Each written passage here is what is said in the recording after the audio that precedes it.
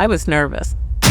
I was kind of afraid how people were going to be judging me as saying, wait, you had this distinguished curatorial career, and now you put this together? We offended quite a few people. It was a huge risk we took, but we didn't hold anything back because it was too outrageous. I'm Lisa Dennison, chairman of the Americas at Sotheby's, and this is my Sotheby's story.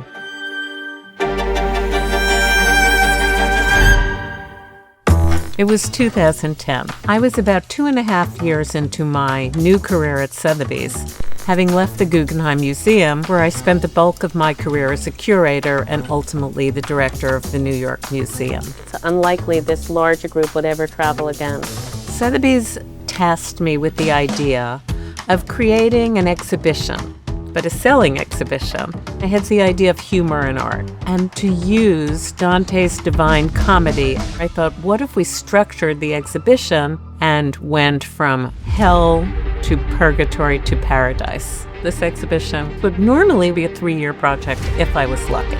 My expectations were low, but I had countless specialists, maybe 50, who all said, I'd love to help. Before you knew it, we had 80 works confirmed arriving from around the world with the speed of a bullet. Remarkable works that I could only dream of having in an exhibition. So within 2 months, the 10th floor was transformed. The dark, blood-red rooms of hell, the gray transitional space of purgatory, and then the light and brightness of paradise. As you walked through the show, you were met by Rodin's The Shades, which sat at the top of the gates of hell. The phrase written on its pediment, "Abandon hope, all ye who enter here." It was a kind of journey of faith. You didn't know what you were going to encounter. The works were tough, shocking, subversive, but even in the darkest works in this show, you could find some underlying element of humor. One example is the work of Maurizio Cattelan.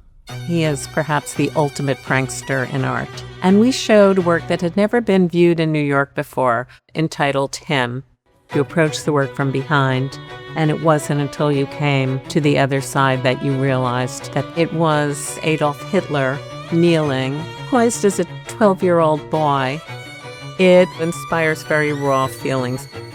There was a letter urging us to withdraw the Kippenberger, who has, of course, a frog on a crucifix, and it was very much a self-portrait. This is the artist himself, and drinking beer created some uproar in the Christian rights community.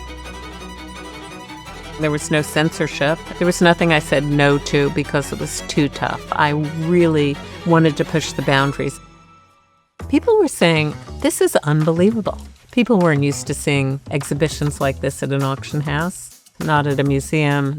I don't see this show at the Met, and I can't imagine it happening anywhere else. 24,500,000. Sold to you. So literally in this exhibition, Sotheby's went to hell, purgatory, and paradise. It was exciting once it was finished to be given the mandate to do it again. It was that good.